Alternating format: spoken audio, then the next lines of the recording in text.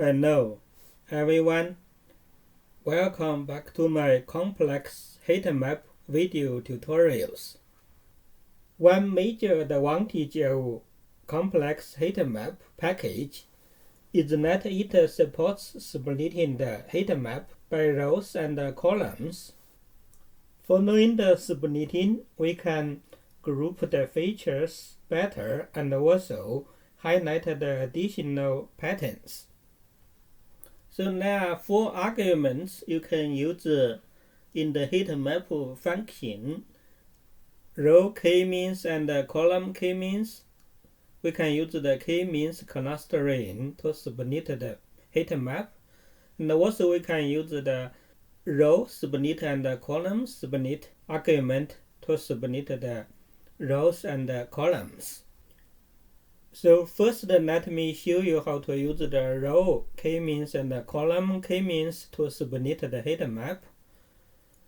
For example, if we set the row k-means as 2, that means we split the heatmap into 2 slices. So let's run.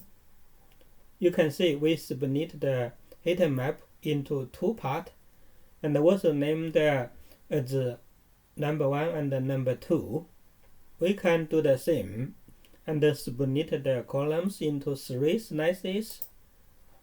You can see now we split the columns into 3 slices, and each slice has a number as their title: 1, 2, and 3.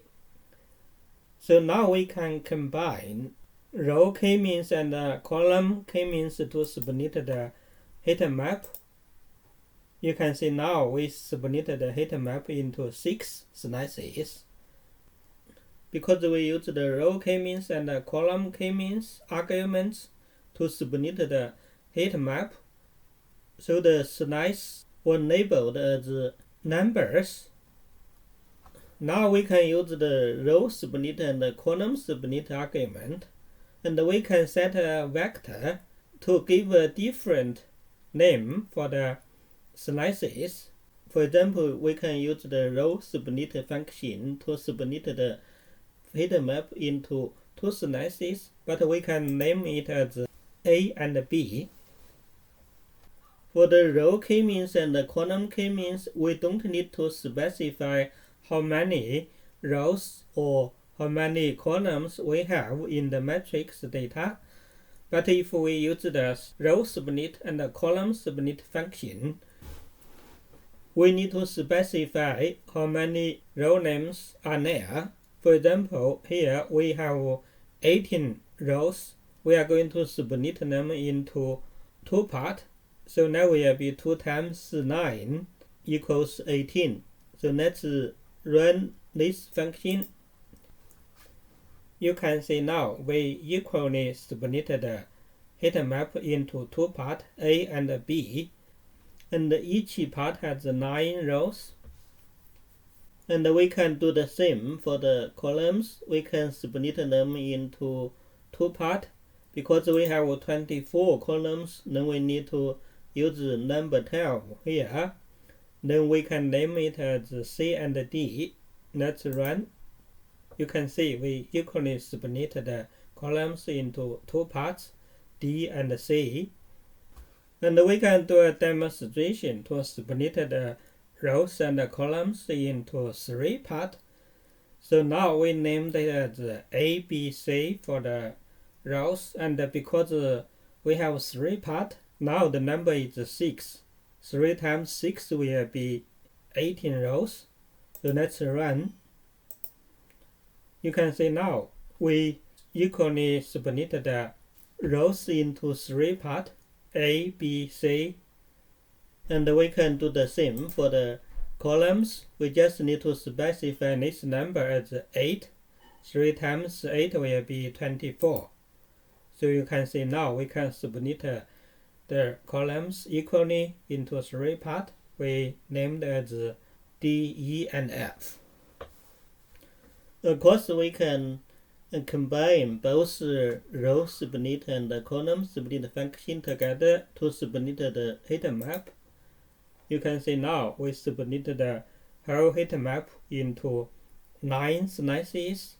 Row slices are named as A, B, C, and column slices are named as D, E, F. So you can also use the row title function to add a title for each slice. For example, we are going to submit the rows as 3 parts again. The slice will be A, B, and C. Now we can use the row title argument to give each slice a title.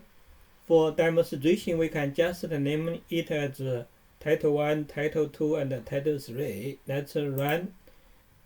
You can see now we have 3 row titles here for each slice. We can do the same for the column names. You can see if we run, we can give a title as title 1, title 2, and title 3. If you are analyzing your own data, you can give each slice a more specific title. That could be a better title to show your data information. And also you can use the title rotate argument to change the angle for your title. Previously we showed you can use the 45 degrees. Basically you can set from 0 to 90 degrees for the title. So let's use the column title rotate as an example to show you we can rotate the titles. So now you can see the titles are not horizontal, they are in vertical positions. So you can see when we submit the heat map, there are gaps between each slice. So we can run this code again. You can see we add the border as true. Now we have a black line as the border for each slice. And also we split the heat map into 6 slices. So the default setting for the gap between each slice is 1 millimeter. We can use the row gap and the column gap to change the gap between each slice. As I said, the default setting is 1 millimeter. If we run this code, you will see we get the same heat map here. So let's clear this heat map first. We can run it again. You can see we generated a heat map with the same gap distance between each slice. So we can use the row gap and the column gap to change the gaps if you like. If we set the gap as 2, let's run.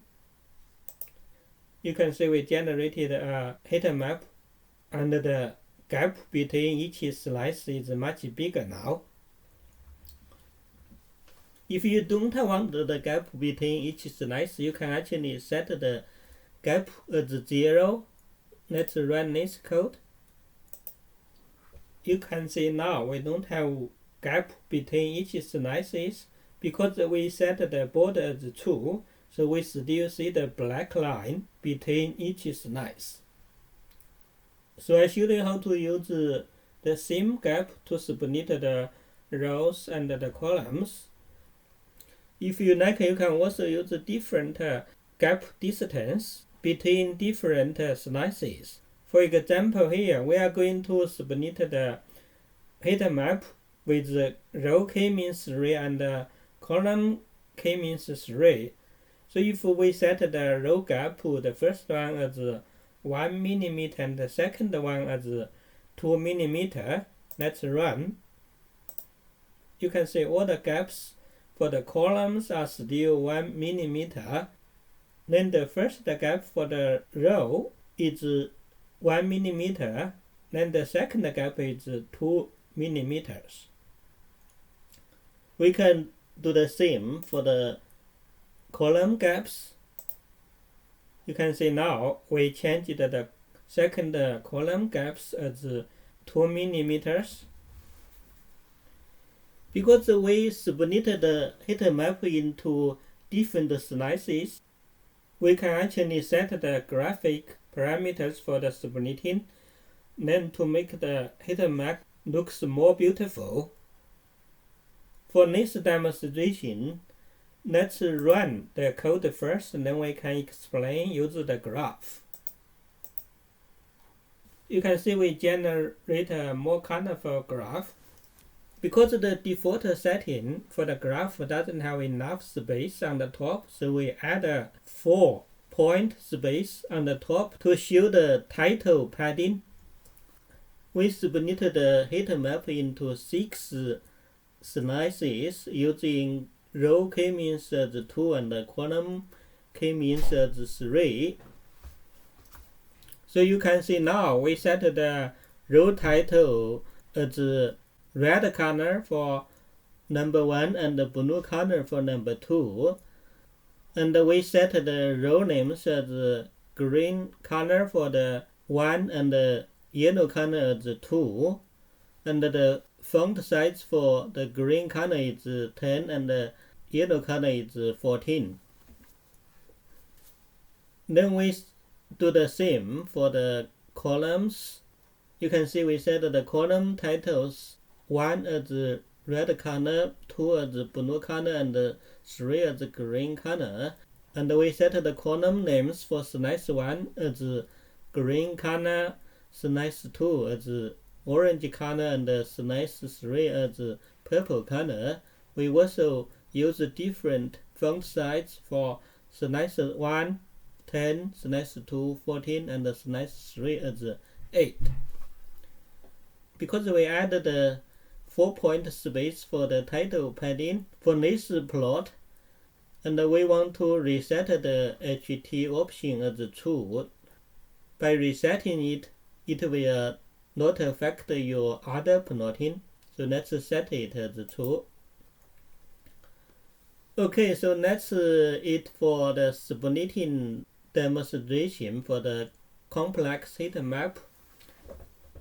I only showed a very basic code for splitting the heatmap. If you want to know more, you can read the online tutorial. The online tutorial has a demonstration in more details and with a more complicated method. So I'm going to stop from here for this video demonstration. Please subscribe to my channel if you haven't to do so. And I hope to see you in my next video tutorial.